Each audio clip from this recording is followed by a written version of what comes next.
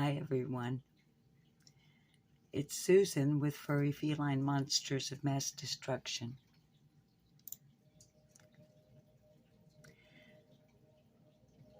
And wouldn't you know that just when I come in and begin to, oh yes, ninja kittens were sleeping until Mama comes in to go to work.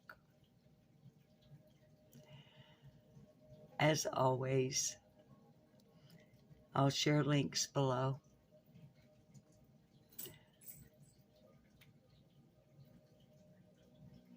To this beautiful scenery, which is not my footage, obviously. But the music is copyright free, so I'm hoping it's okay that I'm also showing you the footage that accompanies this very soothing 432 hertz meditation and relaxing music, and hope that it soothes the kittens. And part 2, I guess, of something else. We're going to continue with a few more pages in our reading of Angel Cats. Because, believe it or not, several of you have let me know that you enjoyed it and you asked for more. So for those of you, and hopefully more who may come along,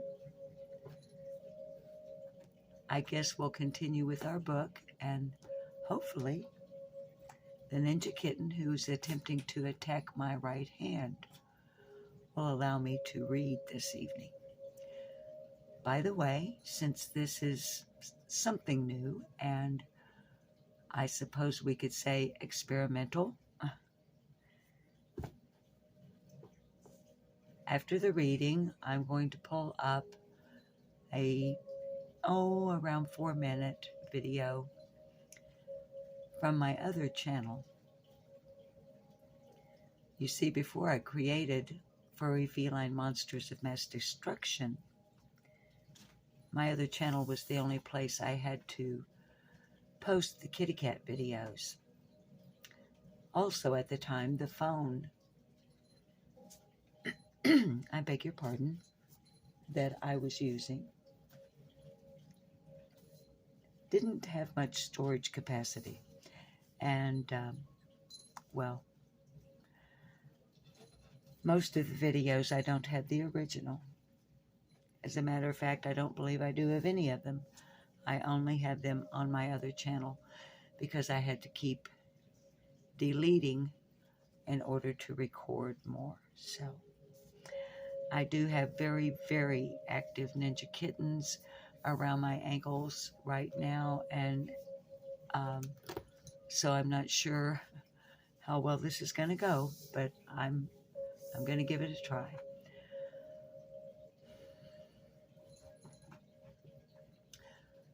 So, about the video on my other channel, I want to show you the 4 ninja kittens about maybe 2 to 3 days after their rescue. And it's the only way I know how. So,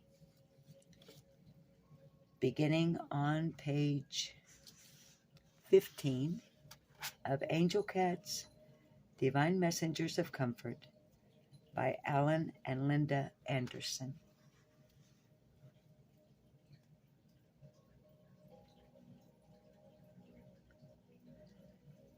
Who are these mythical creatures that have captured our imaginations, blessing the earth with their elegant presence for 3 million years? How is it that, although they are a defined species, no 2 cats are alike? As Roger Karras says in A Celebration of Cats, What cats are is individualistic. One of their most enchanting traits is that each one you meet really does require meeting. Why do cats fascinate us so thoroughly? Are they messengers who come into our lives as divine instruments to comfort us through storms of life?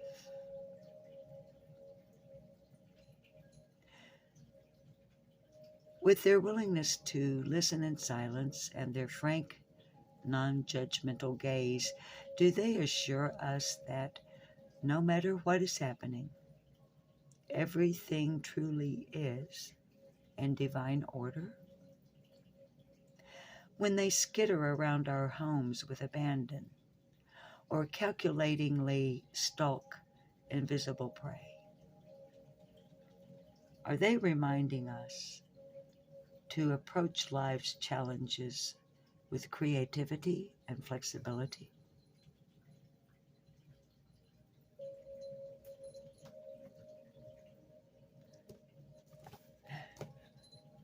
No kidding. That was summer. Now I have to find our place. Good thing this isn't some sort of ASMR thing.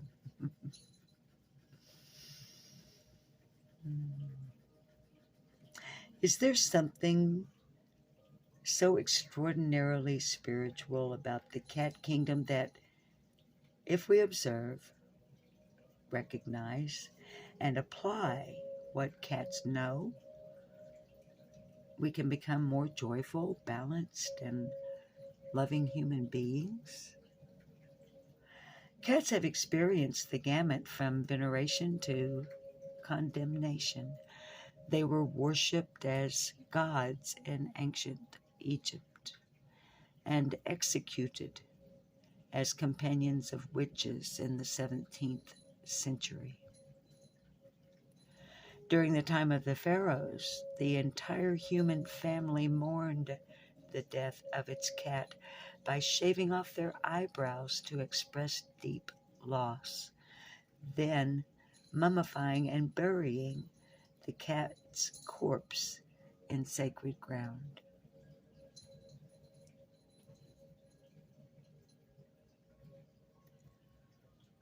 Throughout history, the beauty and grace of cats have inspired artists, writers, and musicians to immortalize them. Cats have been the subjects of poetry, nursery rhymes, novels, cat detectives, musicals, cats.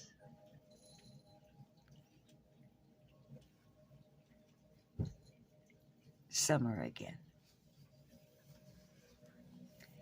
And great works of art. Then there's the spiritual nature of cats. According to Caris, legends said that at the moment of Christ's birth in the manger, a cat under the floor of the manger gave birth to kittens. That allegory has appeared again and again in paintings by Leonardo da Vinci and other masters who depicted the Holy Family. In the 13th century, cats were the only animals permitted to dwell with the sisters in English nunneries. Buddhists consider cats to be symbols of self-possession. Though most of us have direct experiences with only Felis catus, the small purring house cat, or if you're me, the one that's trying to rip your office chair out from underneath you. His cousin, the lion, continues to be respected for his godlike qualities. Elizabeth Marshall Thomas, writing about dwellers of the Kalahari in the 1950s, says, "The Bushmen recognized a supernatural quality in lions. The word for lion, which I can't pronounce, by the way, but is spelled N exclamation point L, like the name of God, could not be uttered in the daytime. In America today, house cats have taken possession of our homes and our lives. We insist that hotels and airports adopt pet-friendly policies so our cats can vacation with us. We buy French day beds, multi-level towers, and scratching posts for our cats' sleeping, observing, and clawing pleasure. Without blinking an eye, we make appointments for them with chiropractors, acupuncturists, and masseuses. What is it about cats that ceaselessly fascinates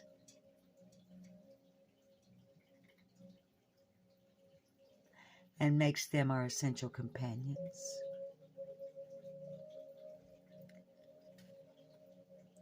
Quoting the authors of the book, let me read what they're saying here in our continued introduction. When you hear the pronoun we, our, it's the authors. We hope that angel cats, divine messengers of comfort, will convince you that of all the feline qualities that have mystified humans throughout the ages, it is ultimately their spiritual nature that attracts us to these astonishing creatures. Their generosity, resourcefulness, compassion, and capacity for making the most of each moment shine through the pages of this book, revealing cats to be spiritual superstars. We're not going to inundate you with facts and figures or scientific studies. Rather, we will use the power of story to illuminate what cats teach us about the divine, letting you draw your own conclusions. In the Story Factor, Secrets of Influence from the Art of Storytelling, Annette Simmons retells an old Jewish teaching story that expresses the philosophy of the authors. From Annette Simmons. Truth, naked and cold, had been turned away from every door in the village. Her nakedness frightened the people. When Parable found her, she was huddled in a corner, shivering and hungry. Taking pity on her, Parable gathered her up and took her home. There, she dressed Truth in story, warmed her, and sent her out again. Clothed in story, Truth knocked again at the villagers' doors and was readily welcomed into the people's houses. They invited her to eat at their table and warm herself by their fire.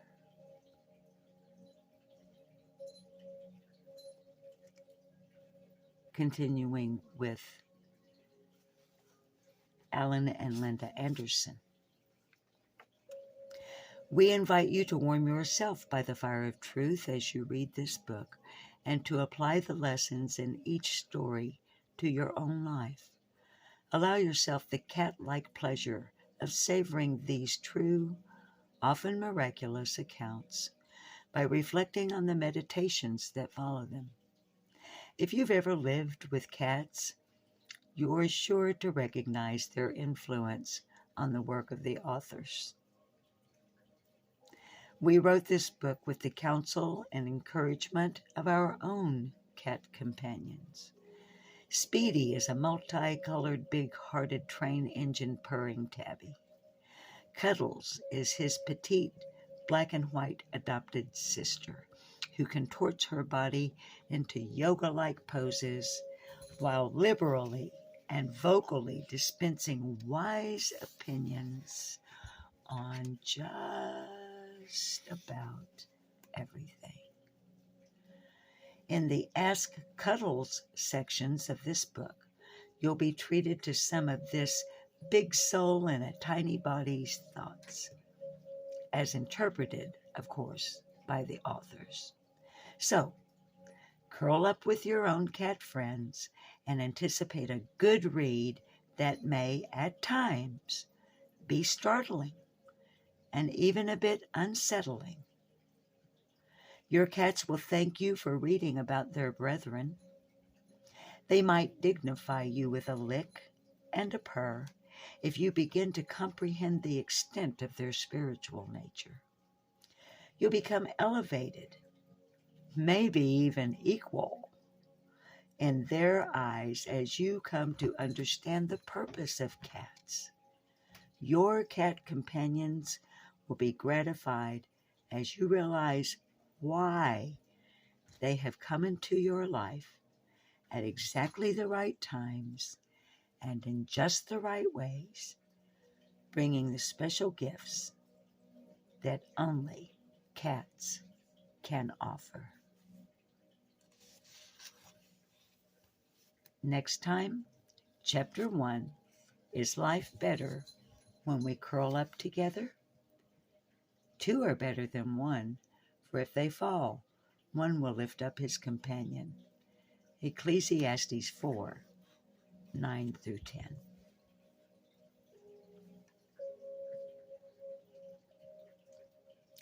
Now, this is going to be, because I don't know how to edit, a rough jump here.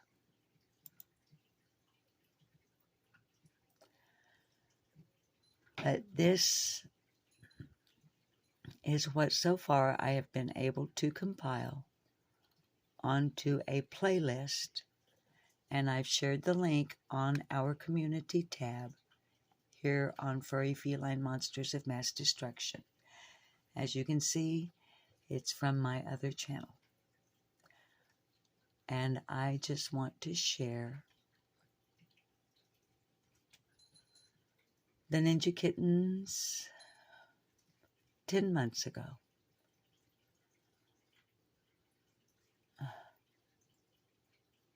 Is that it?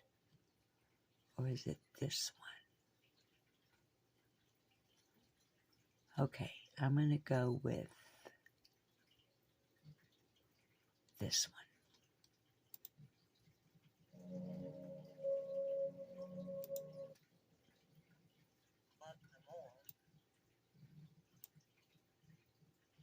Well, good morning, little babies. Good morning, darlings.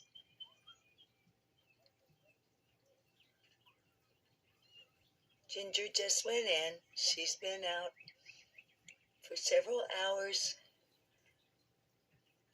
She started getting extra canned food yesterday because we thought she looked just a little more thin than she probably should.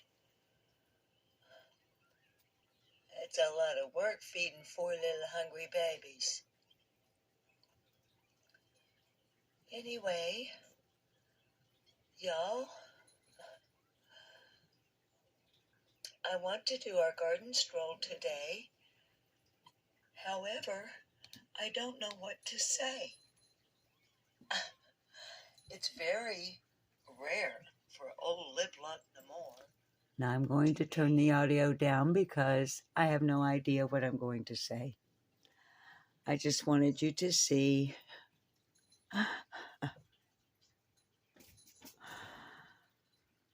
So if you are a sub to the cat channel but not to my other channel, please know that sometimes in kitty cat footage over there, I will refer to myself by my channel name there, which is Lip Locked No More. And Yeah.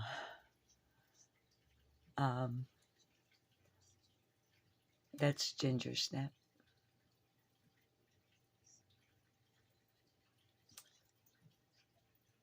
But until I can figure out any other way or a better way, oh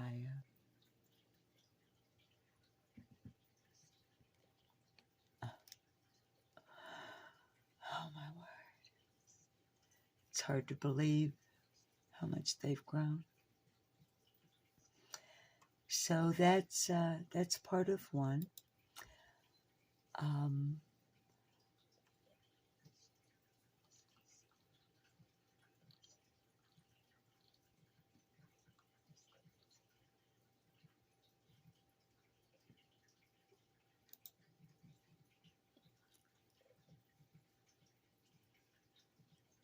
Deuce McKenzie and Trey Migos, what have you got? Did you steal the straw out of Mommy's soda pop? You did, didn't you? It's under you, Trey. You're not hiding it. I see it. You stole my straw. Mommy's got to go check on the kittens.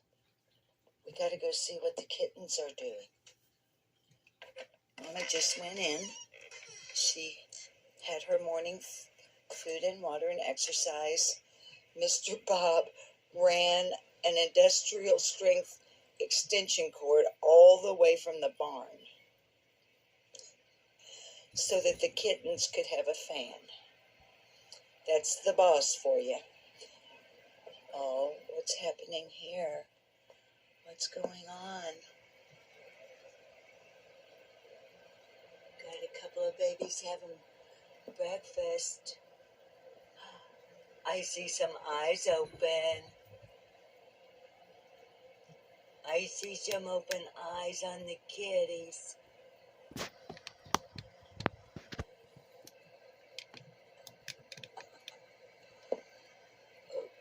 I'm sorry, I'm trying to hold the camera still.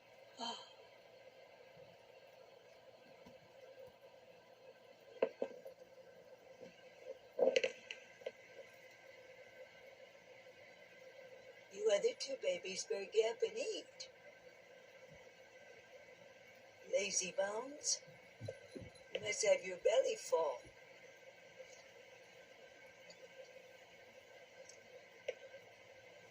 Mama Cat's doing well. She looks a little bit thin, but that's to be expected. She's nursing 4 kittens, but... Okay, sweethearts, I'm going to pause it there because with all the joy that seeing Summer, Lucille, and Opal Moon, Arthur Wells, and Utah Simpson, 2 of them without their eyes open yet, with their mommy, Ginger Snap, it's making me kind of sad.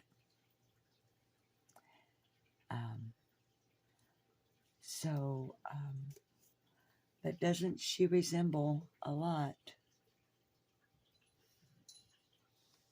Angel Cats, Divine Messengers of Comfort by Linda, I beg your pardon, Alan and Linda Anderson.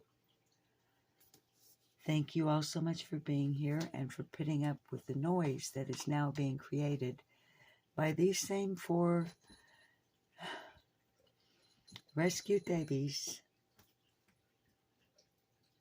the Ninja Kittens. Please like, please sub, please share. Please hit the all notifications bell. And we'll see you the next time on Furry Feline Monsters of Mass Destruction. We love you all. Thank you for your continued support.